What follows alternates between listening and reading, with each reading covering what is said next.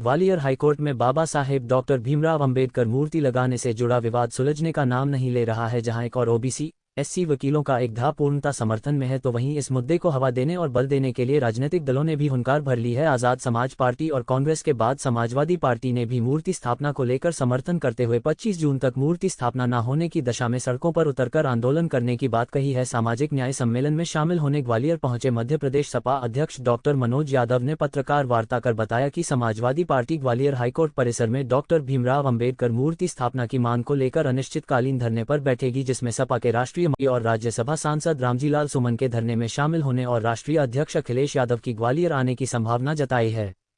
पत्रकार वार्ता के दौरान प्रदेश अध्यक्ष डॉक्टर मनोज यादव और प्रदेश सचिव रणवीर यादव, महानगर अध्यक्ष राजेश यादव सहित सपा पदाधिकारियों ने अहमदाबाद हादसे में मृतकों के प्रति शोक संवेदना भी व्यक्त की। जो हमारे लोग अकाल मृत्यु को प्राप्त हुए हैं, ये देश की त्रासदी में सबसे बड़ी घटना है, क्योंकि प्लेन क्रैश होना और पूरे परिवार के परिवार नष्ट हो गए हैं, आप देखेंगे। और उसमें एक पूर्व सीएम भी थे, वो भी एक्सपायर हो गए हैं। तो सभी को समाजवादी पार्टी श्रद्धांजलि देती है।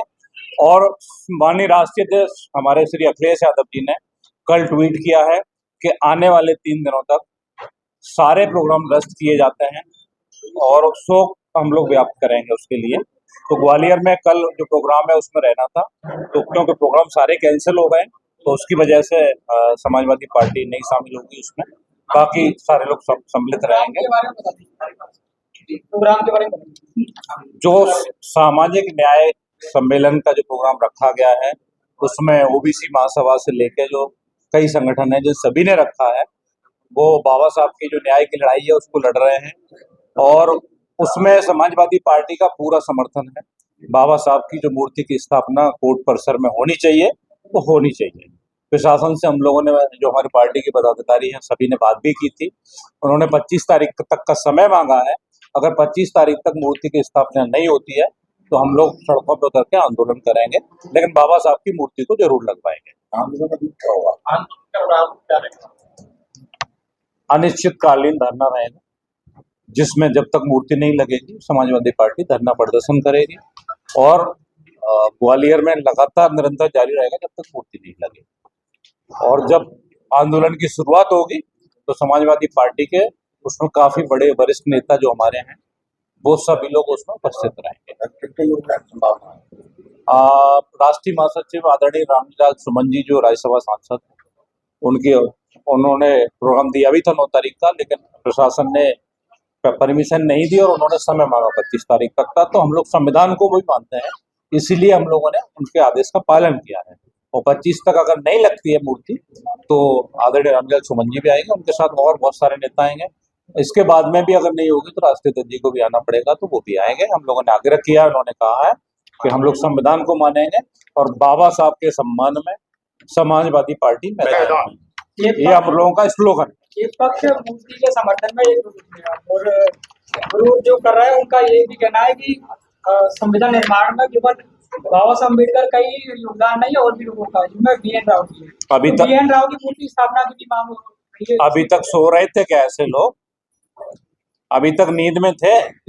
जब दुनिया बाबा साहब को मान रही है, विश्व में बाबा साहब को पूजा जा रहा है, जिससे ऐसे लोगों को जिनको आपत्ति है, जो इस मानसिकता के लोग हैं, वो बाबा साहब को नहीं मान रहे। बाबा साहब ने संविधान सबको दिया है, आजादी दी है, सबको दी है, एक को नहीं है। 75 साल की आजादी के बाद BN राव नहीं आए। वो धर्म द्वारा अनुयायियों द्वारा होती है। ब्रह्मा विष्णु महेश राम इसको नहीं मानेंगे, पूजन करेंगे, तो अपमान क्या है सनातन धर्म का?